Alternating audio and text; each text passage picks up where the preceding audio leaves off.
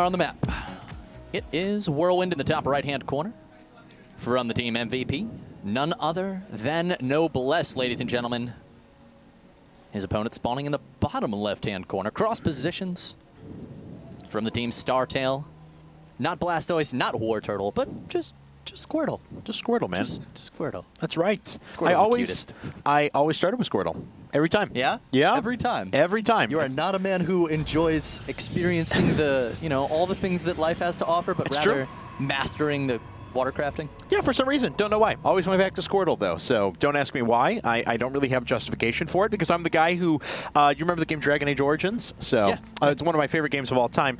I played every Origin story through 100% completion of the game. I sunk 450 hours into it. 500, I guess. So, because I eventually had the game down so well at the end that even on the top difficulty, I could just run through 100% the game in about 45 hours. So, so yes, I am a person who experiences many things, but Pokemon, give me Squirtle.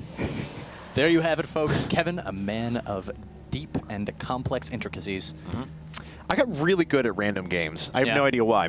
I was one of the first. I was ranked top 100 in Geometry Wars Retro Evolved. I don't know if you remember that. That was Xbox 360 on the marketplace. Yes, right? it was. Yeah. It was a dual stick shooter where you had. It was a very simple game where you just. It was very arcade style. You just accumulated as many points as you could. Kind of like Asteroids. Yeah, well, really fancy with fireworks and pieces exploding everywhere. Yeah, kind of. So kind of like eye candy. Yeah, basically. For nerds. So I was one of the first people to survive to 1,000,000 points. I was also top 10 in the world at Perfect Dark Zero, which is totally random. That's awesome. No idea why I got into that game, but I did because the game was pretty bad. So yeah, just random games I got really good at. Yeah, I that's don't one of the know ones why. I haven't played. So. Gotcha. So. All right. Well, we actually had command structures first out of both players. Nexus coming up for Squirtle, and command center coming up for Noblesse. So it looks like we're going to settle in for at least a decently long game. We'll go for at least 10 minutes, it seems like. So MVP seems to want to not bring out a big player to take down Squirtle here. I mean, well, okay, granted, first choice isn't, I guess, always indicative of, oh, this is how I want to reply to your pick. But here, you're bringing out a player who last GSL season, for instance, made Code 48. Yes. Squirtle, on the other hand, is like your top Code-esque gear of style of player. So, I mean, if they wanted to bring out the big dogs right now, all right, it would be understandable. But here they just want to seem to snipe him and see what else Noblesse can do, which is really, really cool, actually, because even though StarTale is definitely a team to respect, they seem to still want to bring out the roster. Well, you know what? MVP's got kind of an interesting roster right now. Obviously, Dongrygu just made the OSL final, so he's still a very strong player. And they've got players like Keen, who I'm kind of a fanboy of him. I really like his style of play. I really like his personality, too. So, I mean, they have players like that, but, they don't have Genius anymore, who was a guy who was at the top of his game when he was involved in the scenario. They don't have SC anymore, who, despite the fact that he had health problems, was still pretty good. Now he's playing League of Legends, of course. So, notably. So they don't have quite the depth that StarTale has, and the reason I say that is because StarTale's just stacked right now. You have Squirtle, you have Parting, who came out and said, I will never lose to a Zerg player, ever. So we have a third command center coming out of Noblesse. Not only that, so you have Parting, you have Curious, you have players like Life, the reigning GSL Code-S champion. StarTale is stacked right now, and even though IM is ridiculous top to bottom, if StarTale and IM were to meet in the finals, let's say, I wouldn't know who to pick between them. Yeah, it would. That's, you know what? It's the players on MVP that are extremely strong. So here we go. Now that the game is really developing, let's talk about these builds and how they're going to fare up against each other. We got the quick 3 command centers from out of Noblesse. Yep. And looking into his main, his main is natural. He's got no refineries down. He's just dropping them at this very moment. Talking about what kind of units he can make, a couple of barracks. He does have the bunker for defensive purposes, and he's making 2 Marines at a time right now. So he's about to have 3 barracks on the field, 2 gas, and 3 command centers. What do we got out of Squirtle? Out of Squirtle, he went Nexus first and then immediately followed up with 3 gateways. Not really that big of a surprise. Actually, 2 gateways. Third one came up a lot later. Robo coming up afterwards, so it's just a little bit delayed version of what we always kind of see out of Protoss players at this stage of the game. Now, the question is, does he want to take a little bit riskier third base and protect it behind a very minimal amount of Colossi? This is a little bit of a giveaway. Double Forge at this stage is very close to the style that Creator Prime popularized for a long time, which was that defensive style. Prioritize getting all of your upgrades in place, play towards the late game, play very defensive, make sure that drops aren't going to kill you, and take a third base as you move out with a few Colossi. I'm wondering if MVP's attitude in dealing with Squirtle here has been to just play really greedy. in general, if they're telling their players, you know, get out there and grit it up, because both Lore and Noblesse now have really shown that they are willing to do that versus him. So Squirtle at this point is going to be defending against a few Marines down in his natural expansion. Going to have to find someone to answer to them, but really it's only 6 Marines. So with appropriate cutting from these Stalkers, well, it looks like he's losing a couple probes here. And, well, that's not good against Noblesse, who went for a quick 3 CCs, but 4 Marines die, 2, 3 probes, 5 workers killed. Wow. Yeah, he actually killed 4 right there on scouting probe, I believe, as well. So did some pretty measurable damage. Loses all the Marines, of course, but that little push is very deadly. Squirtle, of course, working on 1-1 upgrades right now. Now, Squirtle could also bust out. He's a player who's done the I'll make 1 Colossus, I'll force a lot of Vikings out of you, and then move right back into Charge Light Archon afterwards. In this case, though, before Robotics Bay, we have 2 more gateways being put down. So usually, maybe he's just going to go for an Immortal push here in a second. A lot more Protoss players have been incorporating more Immortals into their normal unit composition. Yeah, it's definitely a possibility. We've seen this work from a number of different players. There's a lot of variations to this style of pressure as well, but a later Twilight Council than I would expect is one of the things that does lend other possibilities towards still being open, because that Blink research, you know, it can, even with Chrono Boost, it's still a moderately it's pretty long research. Yeah, so wondering, of course, if that's what he's going to be going for. Zeld's also a possibility. Charge on Immortal, not a bad composition at all, especially with those upgrades that he's going to have on the field. So at this point, though, Noblesse just checking for a 3rd. He's going to see the lack of it, and is probably going to start getting a little bit concerned here about the possibility of a push. But it looks like Squirtle is actually just going to take his 3rd instead towards the bottom left. All right, well, I wonder what his is. There's Blink on the way, and that's going to help him stay defensive and make sure he wards against drops. So good decision at this point. Of course, he's delaying the AoE units that he'll have on the map, and that's what's critical to a late-game Protoss army, whether it comes in the form of Storm, Archons, and eventually followed up by the single-target DPS charge lots that can close very quickly with Terran units, or whether it comes in the form of Colossi is yet to be seen. More than likely, as we develop towards the late game, he will decide to kind of switch between those at will. Lots of production right now out of Noblesse. We can see that 3-base economy really kicking in. It seems like he just keeps pushing across the map to keep Squirtle not only honest, but to mislead him a little bit, as well as to what's going on back at home. And Noblesse has really got a lot going on at home. So for now, we're just going to stim these units and run away, as we were talking about. You know, he doesn't really want to apply the pressure. He lets the units stop. Oh no, Force Field's going to be down, trapping lots of Noblesse's units, and a nice trade there for Squirtle. All right, so he kills a few units, only wastes a little bit of energy, still has a few force fields left over if he wants to try and catch up to these units. I think he's going to force another stim out of a few of them at least, otherwise a lot of these Marines are going to be picked off. There's not enough reinforcements coming down from Noblesse to engage this quite yet, and Squirtle's done a good job of securing the middle of the map.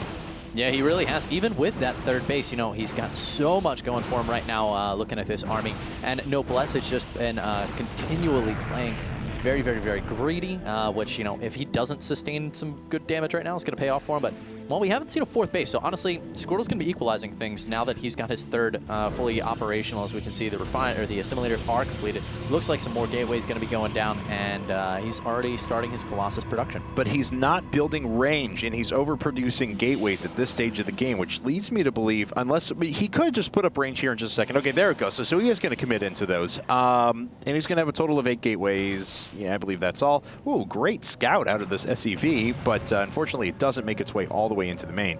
Let's take a look, though. First Colossus just about to pop out. Noblesse is well defended over outside of his 3rd. His own upgrades are hitting, although he's quite a bit behind, and that's the advantage of that early double forge style. We can see 2-2 already finishing up for Squirtle. It's going to give his army some serious potency. If you look at the upgrades right now for Noblesse, guys, he's just finishing +1 armor, and that's what he's going to have. So it's going to be a 1-1 Terran army versus a 2-2 Protoss army. Noblesse is really, I would like to see some drop play actually out of Noblesse. The army composition here out of Squirtle is not strong on the anti-air. We see a lot of Zealots and Sentries, so some drop play could really, really be effective, and he's got the Medivacs to support it.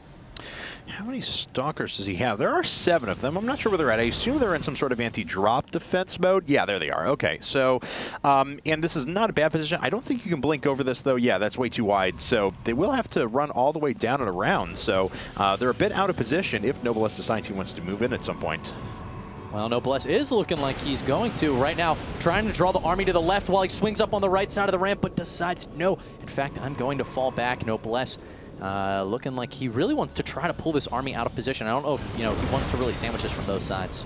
Well, Nobilis does have to watch out for his forces here on the left. Oh, catches these Stalkers out, but now the Colossus is there. The Colossus actually survives at the same time. A second little task force for Nobilis is trying to surround this army. Doesn't still pick off the Colossus, only manages to get a Zealot. The rest of the units are going to close here. Nobilis is just going to try and target fire down this Nexus. He is going to get it, but he's going to lose a portion of his army. No, picks up and gets out of there. No anti-air, and Nobilis survives with the vast majority of his forces intact. That was beautiful out of Nobilis, pulling Squirtle's army out of position with that force in the north. And as they moved up, and the Colossus even fell back, you could see he wanted to go to snipe the Colossus. Then Squirtle was like, come at me, bro. Look, follow the Colossus. Go ahead. I'm going to lead you into my entire army. Nobilis says, no, actually, I'm just going to kill your Nexus and lift off. So many probes being picked off right now by Nobilis. This is absolutely incredible play from our MVP Terran, now trying to escape once again with the units. Will the medevacs be focused fire down? One of them will, Kev. That's right. One of them does. But, you know, this is almost the last game in reverse. We saw in the last game that Squirtle was doing an exceptional job of pulling Lure apart, using his multitasking and making sure that Lure couldn't go outside of his base, couldn't press the economic advantage that he had gained. He was an expert at it. But now Squirtle's finding himself pulled apart in such a way because he's not been able to move outside his base. He hasn't been able to mount an assault. Now he has to reproduce his third base, and as soon as he does, he's going to have to watch for drops or anything along those lines. So Nobilis, his multitasking is just fantastic.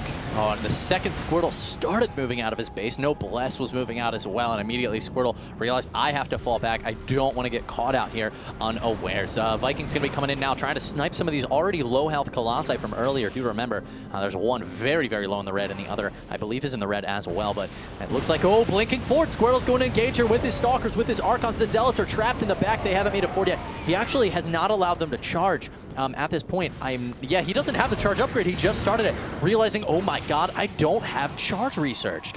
Yeah, and that's actually pretty critical right now, but he still has done damage to Nobilis and equalized some of the losses he took before. Now, his opponent's working towards a fourth base, but if he can get up here and get a deny on this third, he is going to be in a magnificent position. And doesn't look like he wants to commit yet. He's just going to throw up a couple of Archons to try and do the damage for him. Well, Squirtle doesn't have any dropships, so if he commits to this attack, he is all in. And if Nobilis does catch him on a nice choke, trying to force his way out, it's going to be a little bit of a scary situation for Squirtle, so he doesn't seem prepared to commit to it, and maybe, yeah, he's just going to tear it apart with some Zealots and say, Nobilis, you come defend. Wow, he's actually going to attack up at the front. A few EMPs are actually hitting most of the units in these charge lights. No, exactly, they're not even charge lights yet. They can't close the distance quick enough. Will the splash damage from the Archons prove to be enough? It looks like Nobilis is down to his last couple of units, but he's got a really nice position off to the right-hand side here, but the reinforcements just keep coming in for Squirtle. Look at that, they just keep flooding in, and the space died to the left. Nobilis did not lift that off, and now he's losing pretty much everything back at home.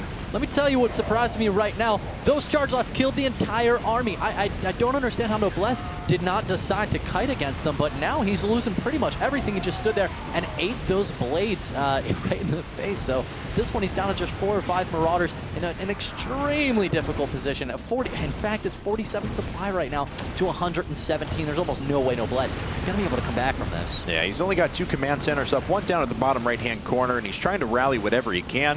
He has good position on the Zealots, but it doesn't matter. Squirtle can trade his cost in efficiently as he wants right now and still just kind of push ahead to victory. Looks like he's going to have to work on the supply depots to make sure he busts a wall open, and he does.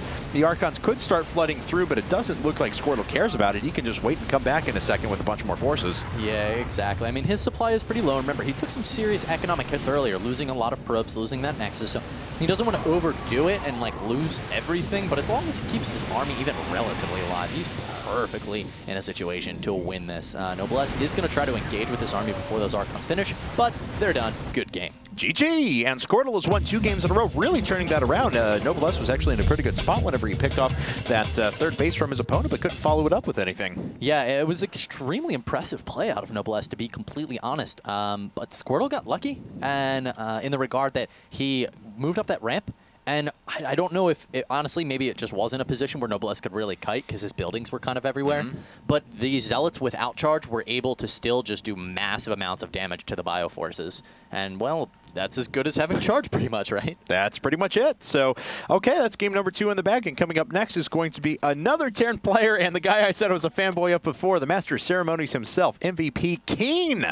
Can't wait for this. So Keen's going to make his way in. He'll be going up against StarTale Squirtle. Of course, Squirtle's already won 2 games in a row. So don't forget, both these teams are in the playoffs now. They have both at least tied for 3rd and 4th place, so they've secured themselves at least $2,000 of prizes. But now they're playing for the finals. If they make 2nd place, it's $4,000. If they make 1st place, it's $9,000. So quite a disparity between those two figures. Real quick, before we go to a commercial break, we are still giving away this Astro 850 headset, which our friends at Astro Gaming on Twitter have given to us. So follow them there, and make sure you head to IGN.com/IPL giveaways, which is right above us.